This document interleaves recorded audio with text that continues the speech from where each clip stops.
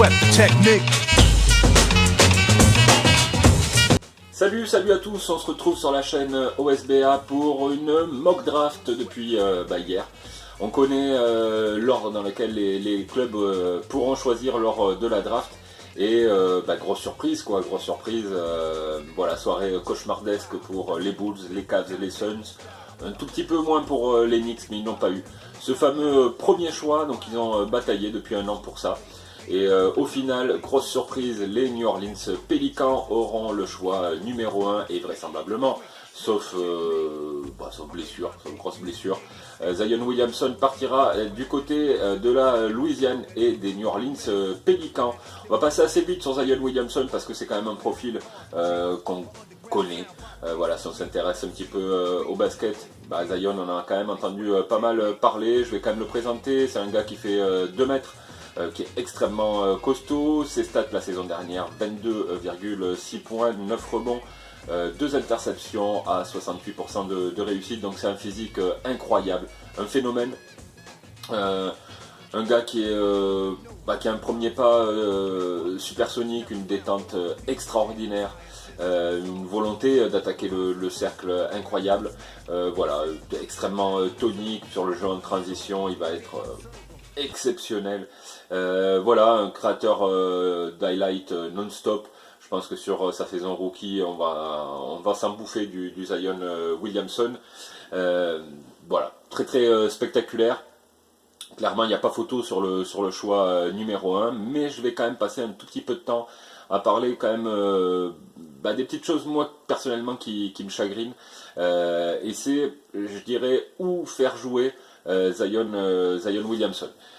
Si pourrait l'imaginer en poste 4, en ailier fort, qui semble être quand même son poste de prédilection. Mais bon, si on s'imagine Zion Williamson face à du Anthony Davis, du Antetokounmpo, même du Pascal Siakam, des joueurs quand même beaucoup plus grands que lui et qui sont des bons défenseurs, il risque d'avoir pas mal de difficultés quand même Zion parce qu'il ne fait que 2 mètres. Après il est tellement rapide voilà, qu'il va pouvoir créer des choses, mais voilà, poste 4 ça paraît un tout petit peu compliqué face aux très grands joueurs, et sur du poste 3 face à du Leonard, du LeBron James, du Kevin Durant, en jouant plus loin du panier. C'est pas un shooter à 3 points, donc il pourra pas sanctionner. Il a quand même un shoot un peu particulier avec la tête penchée comme ça. Bon voilà, c'est pas un shooter naturel à 3 points, il en met, il va travailler dessus, il va en mettre des shoots à 3 points, je me pose pas trop la question. Mais bon voilà, où le faire jouer, poste 3, poste 4. Voilà, les match-up risquent d'être un peu compliqués pour Zion. Peut-être que je me trompe, peut-être qu'il est tellement physique qu'il va pouvoir enfoncer la concurrence. Mais voilà, j'ai mis cette petite réserve sur quel est son bon poste à Zion, et surtout quel est son bon poste en NBA, parce que effectivement à l'université on a souvent des postes 3 qui font 1m88, donc c'est même pas la peine, il les défonce.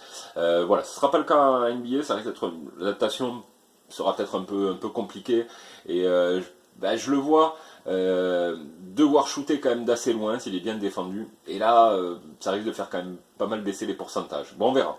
Mais bon, clairement, si j'ai le premier choix, je ne pose pas la question, je prends Zion Williamson tous les jours.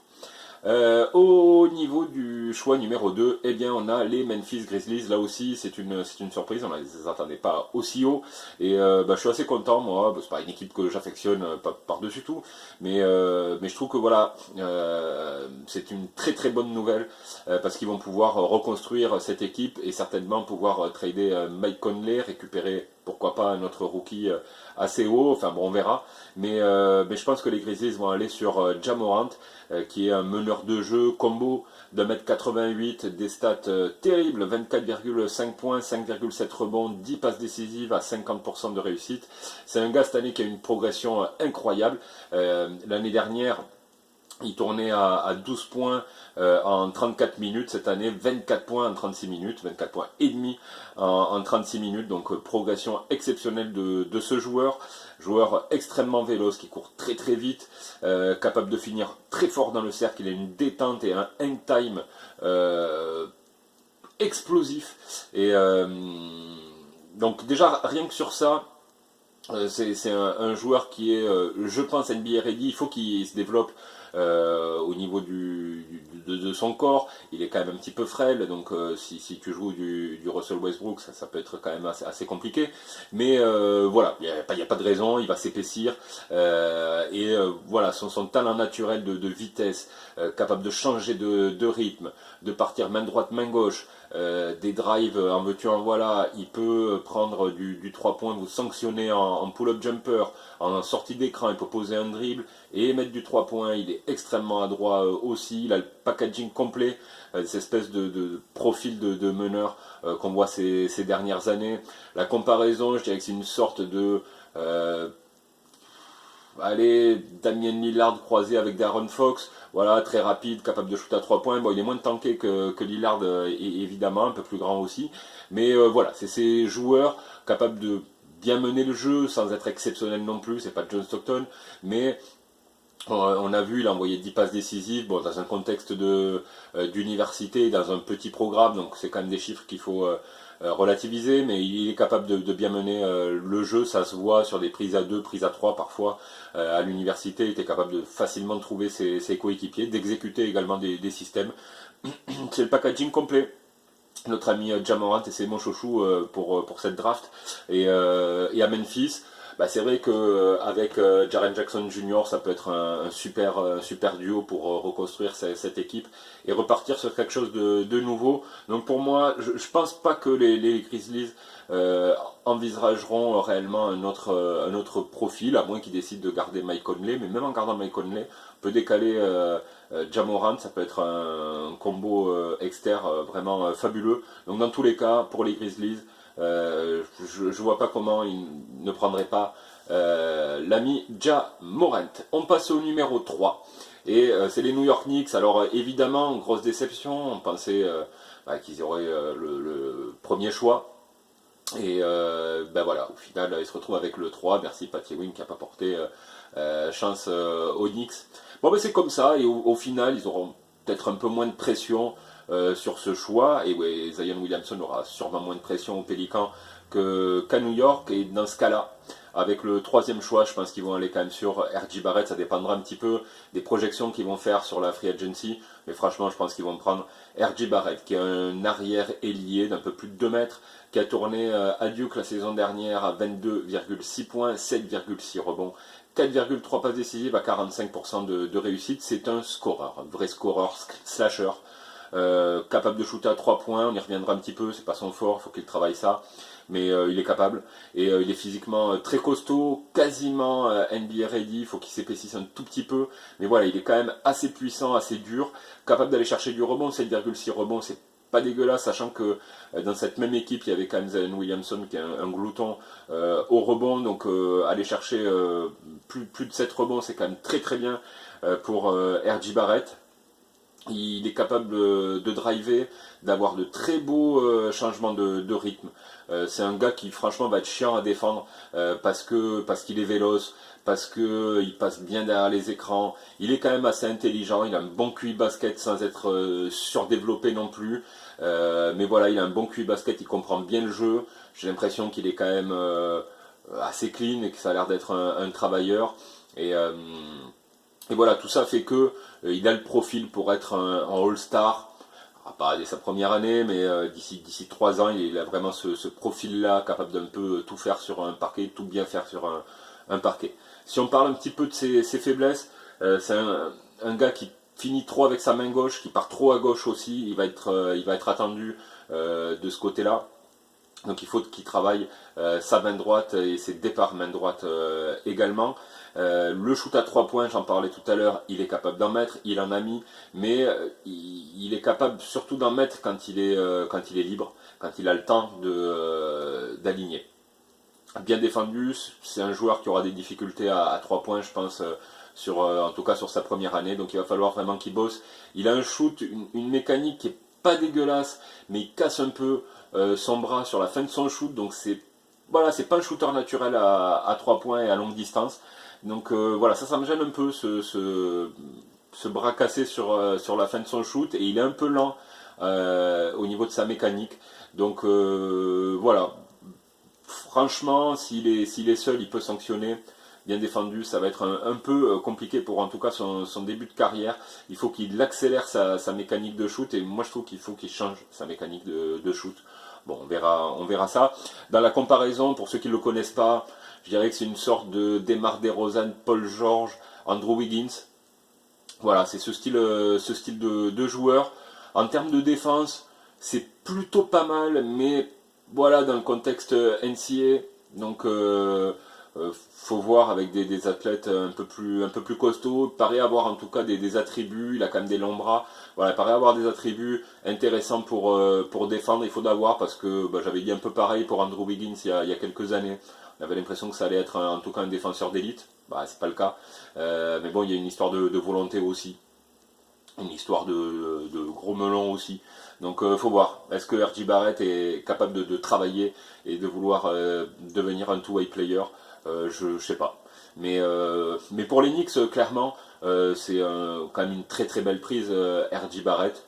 Voilà, dans cette draft, je dirais qu'il y a 4-5 joueurs qui peuvent avoir le profil All-Star. R.J. Barrett, il est tout en haut avec Zion et évidemment Ja Morant, mais je pense que Ja Morant il va mettre plus de temps que R.J. Barrett parce qu'il va dominer moins physiquement. R.J. Barrett, quand même, physiquement, c'est du lourd. Donc, R.J. Barrett pour les Knicks, on verra. Est-ce qu'ils vont le trader? Est-ce qu'ils vont le garder? Sur cette mock draft, je pars du principe que chaque équipe garde son pick et j'essaie d'analyser un petit peu les besoins. Dans un duo avec Dennis Smith Jr., ça peut être très intéressant avec R.J. Barrett. Bon, c'est super jeune, mais voilà, ça va être très excitant. Pareil, jeu en transition, R.J. Barrett, c'est quand même très très propre. Voilà, numéro 3, les Knicks, R.J. Barrett. On passe au numéro 4 et là, grosse surprise, quoi. Les Lakers. Voilà, les Lakers, ils devaient avoir, je sais plus, le 12, le 13, un truc comme ça. Et ils se retrouvent à choisir en quatrième. Donc, tant mieux pour les Lakers, quoi. J'aurais préféré les Bulls, mais bon, c'est comme ça. Et voilà, si pareil, on part du principe qu'ils gardent ce pic, j'irai plutôt sur un poste 2. J'irai plutôt sur Jared Culver, qui est un joueur de Texas de 1m98 qui a été très loin dans le tournoi final. Il a tourné à 18,5 points, 6,4 rebonds, 3,7 passes. On peut parler d'un petit peu de son jeu offensif qui est assez intéressant. Il a eu beaucoup de responsabilités à Texas Tech. Il a été quand même très bien défendu par toutes les équipes parce qu'il était vraiment ciblé, il s'en est bien sorti. Il doit être respecté à 3 points. Alors il a 30% à 3 points, mais il a une très belle mécanique de shoot avec un shoot très arc-en-ciel que je trouve très très beau. Va continuer à progresser à 3 points, mais je ne me pose pas de questions. Je pense qu'il va être quand même assez bon à ce niveau-là. Et pour l'instant, vous le laissez seul, il sanctionne. Bien défendu, c'est un peu plus compliqué, c'est un peu comme R.J. Barrett, mais il a une mécanique de shoot vraiment au-dessus de R.J. Barrett, en tout cas je trouve. Mais au-delà de ça, c'est surtout un très très bon défenseur, c'est un vrai poison, un mec qui ne lâche rien, très solide sur ses appuis, et il ne se fait pas enfoncer, y compris sur des profils beaucoup plus costauds, donc c'est un gars qui peut défendre sur le poste 1, 2, 3, et même sur des 3 bien tankés, il bouge pas. Donc très très très solide Jared Culver, et donc c'est un vrai two-way player déjà.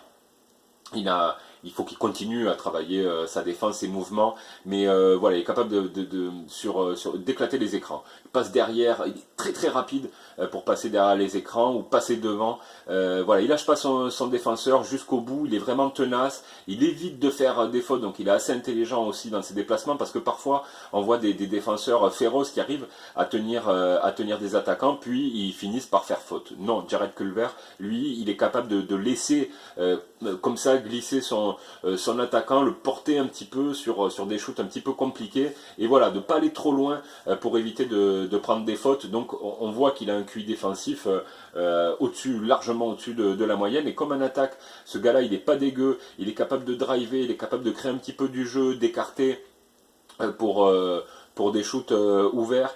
C'est un joueur très intéressant. On pourrait un petit peu le comparer d'ailleurs à KCP qu'on a vu chez les Lakers, alors que moi je trouve pathétique chez les Lakers, mais qui était ce profil-là, sa sortie de draft. Et je trouve que Jared Culver c'est quand même bien au-dessus, notamment en défense, et on le compare souvent à Jimmy Butler, et c'est vrai que ça ressemble beaucoup à Jimmy Butler du drive, de la défense, en tout cas en début de carrière. Jimmy Butler a rajouté quand même un shoot à 3 points intéressant, et lui il est tout à fait capable de faire ça. Jared Culver, moi je trouve que c'est, je dis pas qu'un jour il sera All-Star, mais c'est un joueur qui peut d'ici 3-4 ans, s'il se développe bien, être un joueur à 16-18 points, 4-5 rebonds, 4-5 passes décisives, et effectuer une défense sur le meilleur scoreur adverse. Donc si je suis les Lakers et que je veux garder ce pic, je pense prendre Jared Culver, qui est pourtant sur les quelques mock drafts. J'essaie de pas trop regarder les mock drafts pour essayer d'avoir des idées claires sur ce que je vois, sur les highlights, sur le tournoi final que j'ai pas mal regardé. Donc j'essaie de pas trop regarder pour pas être trop influencé. J'ai l'impression que de ce que j'ai vu, que le vert serait plutôt entre la 7 et la 12. Mais voilà, si je suis les Lakers, je le prends. Bon, il y a d'autres profils intéressants aussi, mais moi je dirais plutôt sur Culver. Et on finit pour cette première partie avec le 5e choix qui ira du côté de Cleveland, les Cavs qui pouvaient rêver à Zion tout autant que les New York Knicks. Et puis finalement, ils se retrouvent avec le 5. Voilà, mais encore, bon, ça reste honorable hein, comme place. Et en tout cas, moi, si j'avais le 5 et que je suis Cleveland, j'irais plutôt sur Cameron Reddish, le Dukie, le 3e hein, de cette équipe fabuleuse, en tout cas pendant la régulière, de Duke, avec donc Zion Williamson et R.J. Barrett. Cameron Reddish, c'est un ailier de 2m02, 2m03. Ses stats, c'est 13,5 points, 3,7 rebonds, quasiment 2 passes décisives. Et c'est un énorme prospect, c'est un très gros potentiel. Je dirais même que c'est peut-être le plus gros potentiel de cette draft. Parce qu'il a une énorme panoplie offensive. Il finit très fort dans le cercle, il a une énorme détente. Physiquement, il est au-dessus de la moyenne de sa classe d'âge, clairement. Il est capable de shooter quand même de loin, même si voilà, ses pourcentages sont pas terribles sur cette année, mais il était la 3e option. Enfin, dans un contexte particulier quand même, qui était Duke avec Zion et R.J. Barrett. Cameron Reddish a eu moins de système, a été moins bien servi aussi que les deux autres, et du coup voilà, ça a été un peu plus compliqué pour lui. Quand il a eu vraiment la balle en main, on a vu des éclairs de génie, et pour moi ça suffit à aller le chercher très haut. Alors pareil, quand j'ai regardé un petit peu les mock drafts, il est souvent annoncé autour de la 8, 10, 12. Voilà, les Cavs n'ont pas de besoin plus que ça d'un joueur NBA ready. C'est un processus qui est lancé avec Colin Sexton. Voilà, lui mettre Cameron Reddish à côté, ça peut être très intéressant. Alors évidemment, ça n'a pas gagné des matchs, ça manque évidemment d'expérience, de beaucoup de choses, mais voilà, les faire travailler ensemble, ça peut être extrêmement intéressant. Et d'ici, pareil, 2-3 ans pour Reddish, ça peut être un joueur, un franchise player, quoi. Je pense 3 ans, c'est peut-être peu, parce qu'il faut vraiment qu'il bosse quand même. Mais voilà, il y a les qualités physiques, il me plaît beaucoup. Il me plaît beaucoup Cameron Reddish, et pourtant, très franchement, je ne pense pas que la saison prochaine, il dépassera les 10 points et 5 rebonds, même avec du temps de jeu. Voilà, il aura quand même des difficultés à s'imposer, en tout cas au début. Mais il peut tout faire sur un parquet, il a une bonne vision. Alors c'est pas un super passeur, mais il est capable de faire des décalages, de jouer aussi sur du pick and roll. Voilà, je trouve très intéressant, très intéressant. Alors pour l'instant, son profil, si on devait le comparer, je dirais une sorte de Rudy Gay, de Paul George, voilà, dans le meilleur des cas. Ça serait du Paul George. Il faut voir son niveau défensif qui est pas mal, sans être exceptionnel non plus. Il n'a pas montré des dispositions plus que ça, mais il a les attributs physiques pour y arriver. Donc voilà, il faut le laisser travailler. Cameron Reddish, c'est quelque chose c'est une réflexion sur 2-3 ans de travail. Je pense qu'il peut devenir très régulier et devenir le franchise player des Cavs. C'est ce qu'ils recherchent, quoi. Alors évidemment, s'ils avaient eu le premier choix, tu prends Zion, mais Mais voilà, maintenant tu as le 5, qu'est-ce que tu fais? Est-ce que tu essayes de prendre un joueur qui peut apporter 12-14 points dès la saison prochaine? Ou est-ce que tu développes un joueur qui un jour sera ton franchise? Moi, si je suis les Cavs, je choisis Cameron Reddish, très très beau profil, très gros prospect. Voilà, j'en ai fini pour cette première partie de la vidéo. On se retrouve d'ici quelques secondes pour passer du choix numéro 6 au choix numéro 10. À tout de suite.